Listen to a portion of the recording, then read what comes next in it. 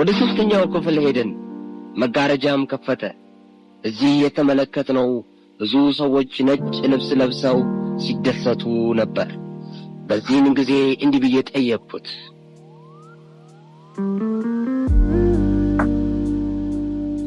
እነዚህ እነማን ናቸው አልኩት።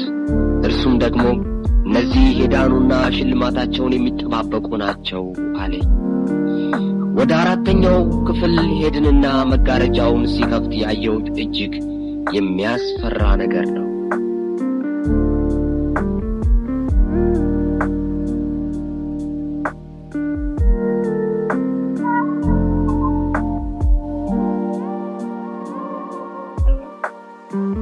አድማጮቼ ሆይ መግለጽ ያስቸግረኛል። አንዲት ከተማ በእሳት ጋይታ ያለች ይመስላል። ገሃነም እሳት እውነትም የሚያሰቅቅ ነው። ገሃነም እሳትና መንግሥተ ሰማያት እዚህ በምድር ላይ እንደሌሉና ከሞት በኋላ ምንም እንደሌለና መጥፋት ብቻ እንደሆነ ተነግሮ አምናችሁ ከሆነ ምክር ሰጣችኋለሁ። ገሃነም እሳት በእውነት አለ፣ መንግሥተ ሰማያትም በእውነት አለ። ኢየሱስ ክርስቶስ በምድር ላይ በነበረ ጊዜ ስለ ገሃነም እሳት ያስጠነቀቀው ለዚህ ነበር። ደግሜ ላለው ገሃነም እሳት በእውነት አለ። እኔ አይቼዋለሁ፣ እጅግ የሚያስፈራ ነው። እንዲህም ብዬ ጠየቅኩት፣ ይህ ምንድን ነው አልኩት። መልሶም ይህ የተዘጋጀው ለሰይጣንና ለመላእክቱ እንዲሁም ለማይታዘዙ ነው። የማያምኑ ርኩሳንንም፣ የነፍሰ ገዳዮችም፣ የሴሰኞችም፣ ጣዖት የሚያመልኩም የሐሰተኞችም ዕድላቸው በዲንና በእሳት በሚቃጠል ባሕር ነው። ይህም ሁለተኛው ሞት ነው አለኝ። ወደ አምስተኛው ክፍል ሄድን። እዚያም መጋረጃውን ሲከፍት ያየሁት ነገር ሊገለጽ የሚችለው የከበረ በሚል ቃል ብቻ ነው።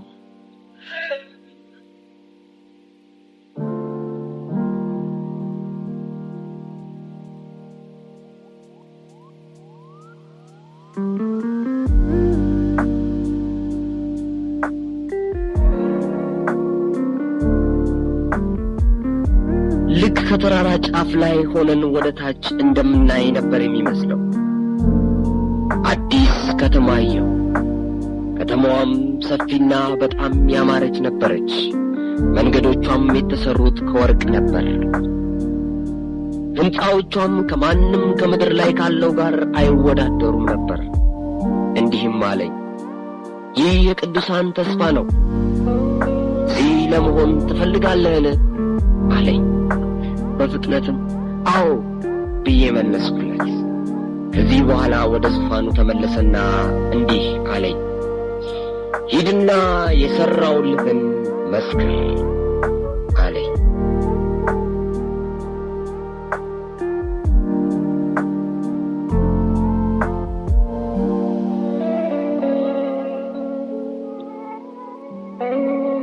እንደገና ወደ ሌላ ክፍል ወሰደኝ። መጋረጃውንም ሲከፍት ወደ ኦንቶቪያ መንገድ በምጓዝበት ጊዜ ሊገጥመኝ ያለውን ነገር በሙሉ እንዴት ሊያድነኝ እንዳለው አሳየኝ። ከዚህም በኋላ እንዲህ አለኝ፣ አትፍራ፣ ሂድ፣ እነሆ እኔ ከአንተ ጋር ነኝ። ይህንንም ብሎ ከአዳራሽ ውስጥ ካስወጣኝ በኋላ ተሰወረብኝ። ከዚያም በምነቃበት ጊዜ ራሴን በአንድ ሰው ቤት ውስጥ በአልጋ ላይ ሆኜ አገኘሁት። ሰውየውና ባለቤቱ ከቤት ሸሽተው እስኪወጡ ድረስ በኃይል ጮኽኩኝ። እነርሱም መጀመሪያ ቀስ ብለው በማየት ሁኔታዬን ካጣሩ በኋላ መረጋጋቴን ሲያዩ ተመልሰው መጡ። ለምንድነው እዚህ ሆንኩት ብዬ ጠየቅኳቸው። ሰውየውም እንዴት በታክሲ ውስጥ ራሴን ስቼ እንደወደቅኩና እንዴት እሱም ኦውሬ ወደሚገኝ ካቶሊክ ቤተክርስቲያን እንደወሰደኝ ዶክተርም አስጠርተው ከመረመሩኝ በኋላ የደም ግፊቴ የተስተካከለ እንደነበርና የሚሆነውን ሁኔታ ዝም በቁሳሉ እንደነቃው ተረኩልኝ። ስሜንና አድራሻዬን ጠየቁኝ፣ ነገርኳቸው። ሌላውን ልምምዴን ግን አልገለጽኩላቸውም ነበር። ከእነዚህ ቸር ቤተሰቦች ጋር ለ2 ቀን በጸጥታ ከቆየሁ በኋላ ባልና ሚስቱ በመኪናቸው ኦውሬ ወደሚገኘው ታክሲ መውሰጃ ስፍራ አደረሱኝ። ወደ ኦንቶቪያ ተሳፍሬ ሄድኩኝ። ጌታም ያሳየኝ ነገሮች በሙሉ በጉዞዬ ላይ ተራ በተራ ገጠሙኝ። ከዚያም ሌላ ታክሲ ተሳፍሬ ወደ ሌጎስ ሄድኩኝ። በዚያን ምሽት ጌታ ሌጎስን ለቅቄ እንዲሄድ ስለተናገረኝ በማግስቱ ጠዋት የመጀመሪያ ስራዬን ይህንን አደረግኩኝ። በመሆኑም ታዝዤ ሌጎስ በመልቀቅ ሃርኮርት ሄድኩኝ።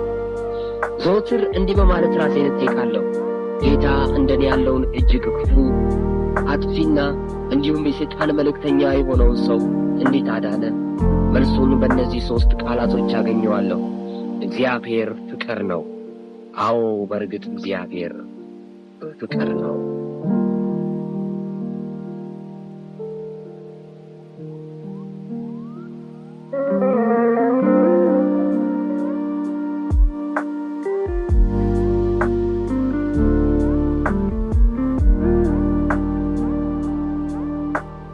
ፈተናና ድሎች።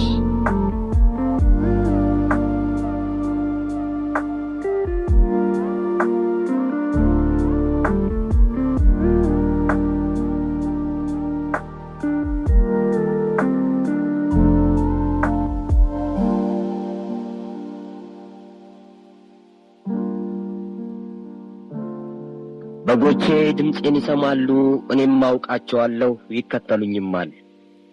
እኔም የዘላለም ሕይወት ሰጣቸዋለሁ፣ ለዘላለምም አይጠፉም፣ ከእጄ ማንም አይነጥቃቸውም። ዮሐንስ ወንጌል ምዕራፍ 10 ከቁጥር 27 እስከ 28። ተለውጬ በክርስቶስ ከሆንኩኝ በኋላ በመጀመሪያ ደረጃ የተፈጸመው ከባህር የተሰጡኝን ስጦታዎች በሙሉ ማለትም ቴሌስኮፕ፣ ቴሌቪዥን፣ ቪዲዮ እንደዚሁም ሸሚዞችን፣ ሌሎችንም ከባህር ውስጥ ከሚገኙ ላቦራቶሪዎች ስለ ጓጓ የተሰጡኝን ፎቶግራፎችና በቤቴ ግድግዳ ላይ ሰቅዬ የነበረውን የጠረፏ ንግሥት ፎቶግራፎች ድራሻቸውን ማጥፋት ነበር። ወደ ፓርት ሃርኮርት ተመልሼ ከመጣሁ በኋላ ጌታ የሠራልኝን ለመመስከር ከፍተኛ ፍላጎት ነበረኝ። ነገር ግን በቤተ ክርስቲያኑ ውስጥ ፈቃድ ማግኘት አልቻልኩም። የአጎቴ ባለቤት ክርስቲያን ስለነበረች ከመጋቢዎች ወደ አንዱ ወሰደች። የእርሱም የመጀመሪያ ጥያቄ ወረቀት አምጥቷል የሚል ነበር። አምጥቷል ወይ ብሎ የጠየቀው ወረቀት በኋላ እንደገባኝ የአባልነት መታወቂያ ነበር። የአባልነት መታወቂያ ወረቀት ከክርስቶስ ኃይልና ለኔ ከሰራልኝ ጋር ምን ግንኙነት ነበረው? እግዚአብሔር በውድ ልጁ በኩል ደህንነቴን ከመስጠቱ ሌላ ኃጢአቴን በሙሉ በክርስቶስ ደም አጥቦልኛልና ምሕረትንም ሰጥቶኝ ከጨለማው ኃይላት ወደ ልጁ መንግሥት አፍልሶኝ የለምን? ሰይጣን አዲስ የተለወጡ ክርስቲያኖችን በተለይም በእርሱ ሥራ ላይ በከፍተኛ ደረጃ ተሰማርተው የነበሩትን ምስክርነት እንዲሰጡ የማይፈቅድና እንደነዚህ አይነት ምስክርነቶችንም ለማቆም የተቻለውን ያህል ጥረት እንደሚያደርግ የማውቅ በሆንም እንኳን በኔ ላይ በተፈጠረ ሁኔታ ግን በጣም አዘንኩኝ። እንደገናም ጌታ በግልጽ ሂድና የሠራሁልህን መስክር ብሎ ያዘዘኝን አስታወስኩ። ይሁን እንጂ እዚህ ደግሞ የሰው ችግር ገጠመኝ። ስለዚህ ምናልባት ጊዜው አይደለም በማለት ምስክርነቴን ለማንም ከመስጠት ተቆጠብኩ። ከ3 ነጋዴዎች ጋር ከአባ ወደ ቶጎ ለሥራ ሄድኩኝ። ከዚያም 160,000 ብር የሚያወጣ ዕቃ ገዛሁኝ። ከዚያም ገንዘብ ውስጥ የግሌ የሆኑት 70,000 ብር ሲሆኑ የተቀሩት አባ ከሚገኙት ነጋዴዎች የተበደርኩት ነበር።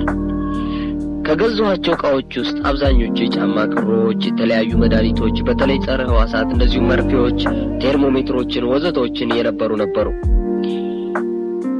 በናይጄሪያ ጠረፍ ላይ ስንደርስ ጉምሩኮች ካቆዩን በኋላ ጉቦ እንድንከፍላቸው ጠየቁን። እኛም ተቃወምን። በመሆኑም የኔንም ሆነ የጓደኞቼን ዕቃ ተያዙ። ከጥቂት ወራት በኋላ የጓደኞቼ ዕቃዎች ሲለቀቁ የኔ ብቻ ቀረ። እኔም ከጥቂት ጊዜ በኋላ ተመልሼ ሲሄድ 40,000 ብር እንድከፍል ከመጠየቄም በላይ ዋጋ የነበራቸው ማለትም የጫማ ማሰሪያ ክሮች፣ መርፌዎችና መድኃኒቶች ወዘተ ተሰርቀው አገኘው። የቀሩትን ዕቃዎች መረመርኩኝና ስለ ዋጋቸው ስተምን 40,000 ብር መክፈል ኪሳራውን መጨመር እንጂ ትርፍ የሌለው ሆኖ ስላገኘሁት በጠቅላላ የነበረውን ሁሉ ተውኩኝ። ገንዘባቸውን የተበደርኩት ነጋዴዎች ያሳድዱኝ ጀመር። አንዳንዶቹ ለፖሊስ ሲያስታውቁ፣ ሌሎቹ ደግሞ በሕግ አስፈርደውብኝ ሕይወቴን ለማጥፋት አቀዱ። በዚህም ምክንያት የነበረኝ ብቸኛ መፍትሄ ከባንክ የነበረኝን ገንዘብ በሁሉ አውጥቼ ዕዳዎቼን መክፈል ነበር። በእግዚአብሔር ጸጋ ሁሉንም ስከፍል በሌጎስ ይገኝ የነበረው የመሬት ከበርቴ 1000 ብር ብቻ ቀረብኝ። ይህንን በማድረጌም ምንም ገንዘብ ከማጣቴ የተነሳ ለታክሲም ከፍለው 20 ሳንቲም እንኳን መበደር ደረጃ ደረሱ። አውቃቸው ወደ ነበሩ ክርስቲያን ነጋዴዎች ዘንድ ሁሉንም ነገር በአዲስ መልክ ለመጀመር እንድችል እርዳታ እንዲያደርጉልኝ ሄድኩኝ። ማንም እሺ ወይም እምቢ አላለኝም። ነገር ግን በመደጋገም ተመላልሼ በሌላ ቀን እንድመጣ በመናገር በኋላ ሰልችቶኝ እንድቀር አደረጉኝ። በጣም ተስፋ ከመቁረጤ ሌላ ወደ ማን ዘንድ ለምክርም ሆነ ለእርዳታ መሄድ እንደነበረብኝ የማውቀው አልነበረም። የእግዚአብሔርን ቃል አላውቅም ነበር። ነገር ግን በልቤ ውስጥ ከነበረው ግራ መጋባት ጋር መጽሐፍ ቅዱስን አነባለሁ። ይሁን እንጂ አይገባኝም ነበር። ምን ማድረግ እንዳለብኝ በነገሩ እያሰብኩበት ሳለሁ እኖርበት ከነበረው መንደር አስቸኳይ ጥሪ ደረሰኝ።